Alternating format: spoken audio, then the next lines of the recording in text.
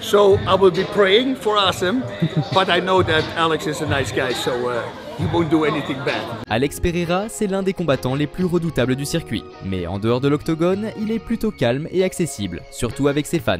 Pourtant, récemment, il a dû sortir de son rôle de mec sympa pour remettre à sa place un amateur arrogant qui a clairement oublié à qui il avait affaire.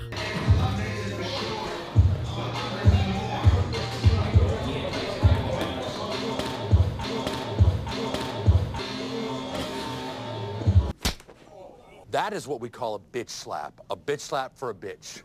Tout commence avec l'une des tournées habituelles de Pereira dans différents gymnases. L'objectif, rencontrer des combattants, partager son expérience, faire du sparring léger et surtout enseigner et apprendre.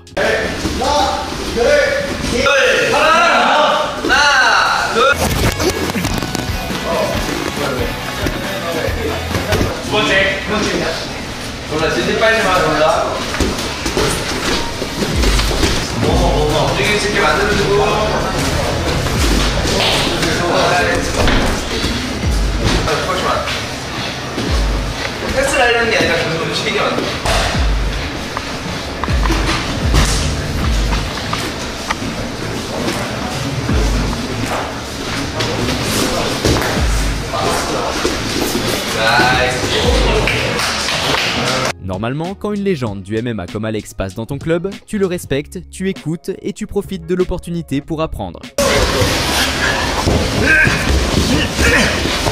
15 secondes.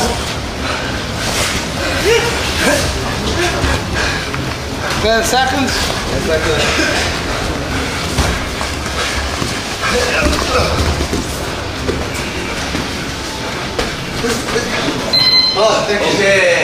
Mais évidemment, il y a toujours un mec dans le groupe qui veut jouer les durs. How do you think Awesome and Shama? Pray for the man. Pray for him.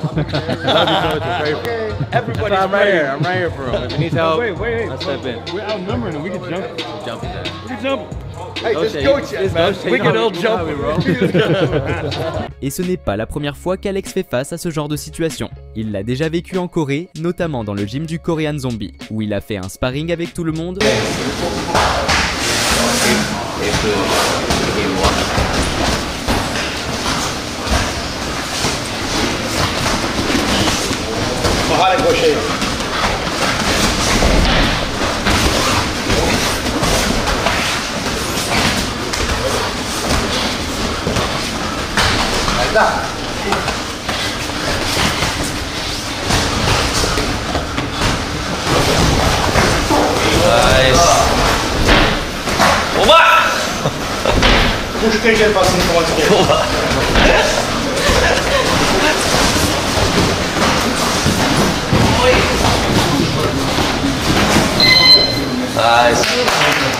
Ou encore contre des boxeurs olympiques coréens.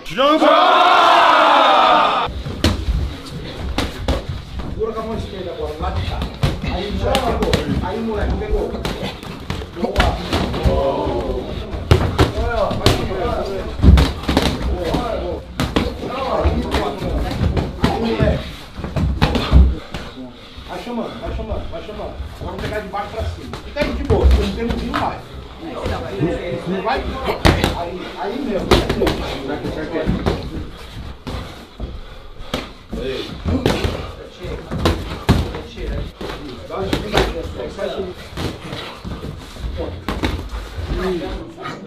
Et à chaque fois, ça se passait bien, dans le respect. Et Alex quittait l'endroit sur une bonne note.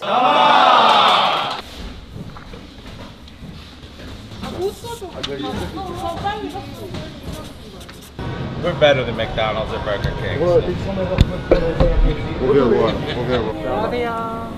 Mais cette fois-ci, l'histoire est différente. Pereira était en visite dans un gymnase lié à l'organisation Karaté Combat, où sa sœur combat régulièrement. Lors de cette séance, il commence par un sparring amusant avec deux bodybuildeuses, puis il enchaîne avec un sparring technique contre le président de Karaté Combat. Honestly, man, he's training with influences right now. He's completely overlooking me. He doesn't understand what he's going to walk into the cage with. Someone's going to sleep. It'll probably be me. But it'll be worth it. Et là, on voit bien l'esprit d'un vrai sparring, un échange contrôlé, du respect mutuel et une intention d'apprendre. I like it. It feels different. I'm not best at fighting though, guys. No judge. I'm just beginner. Whoa! I thought it was just boxing. Oh, you want to go hard? You want to go hard?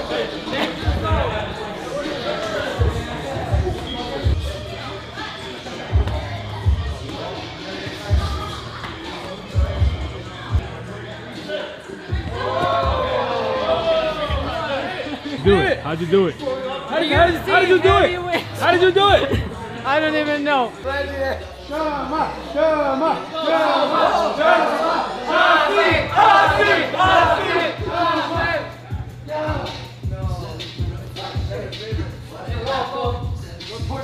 on, I see you do that secret move. Do the secret move. Yeah. Take him down.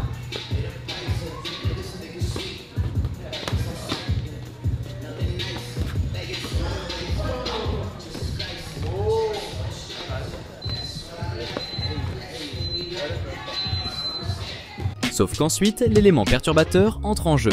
Alex décide de faire un sparring avec un amateur de la salle. Au début, tout semble normal. Pereira reste calme et détendu, tandis que l'amateur semble un peu trop excité. Mais tout bascule en une fraction de seconde. L'amateur envoie une claque en plein visage à Pereira.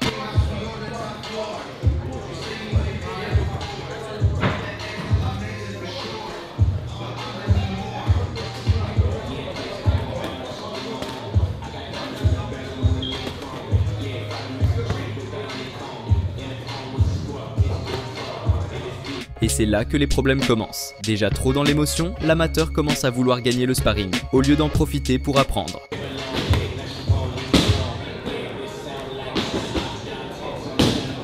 Alex, qui restait détendu, commence à voir le comportement de son adversaire changer.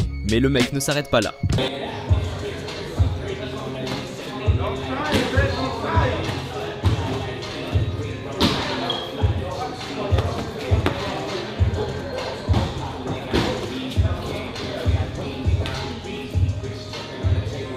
Pereira, pour lui donner un avantage et éviter de le voir sauter partout, décide de se mettre dos au mur, laissant l'amateur attaquer. Et qu'est-ce qu'il fait? Il lui envoie une feinte, puis un crochet en pleine tête, avant de fuir comme un lâche.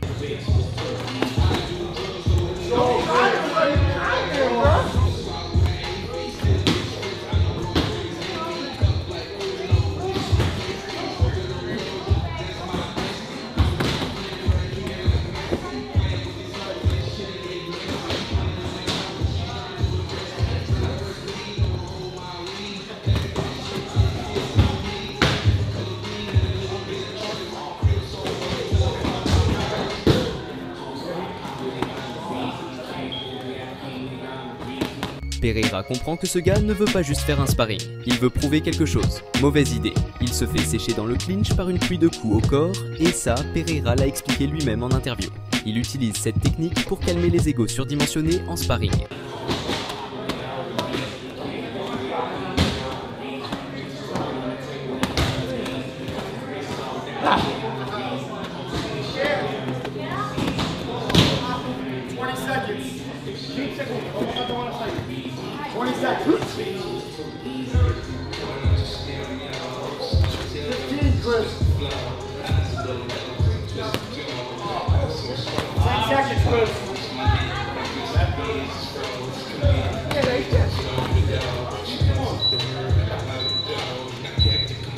Mais l'amateur, toujours pas calmé, ose finir le sparring en célébrant, comme s'il venait de gagner un combat pour un titre mondial.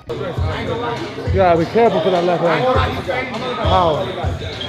But speed beats power. Face à un Pereira qui ne forçait même pas, utilisant à peine 10% de ses capacités. Résultat, Alex en a ras le bol et il finit par s'énerver en portugais. Ce gamin court comme un cafard.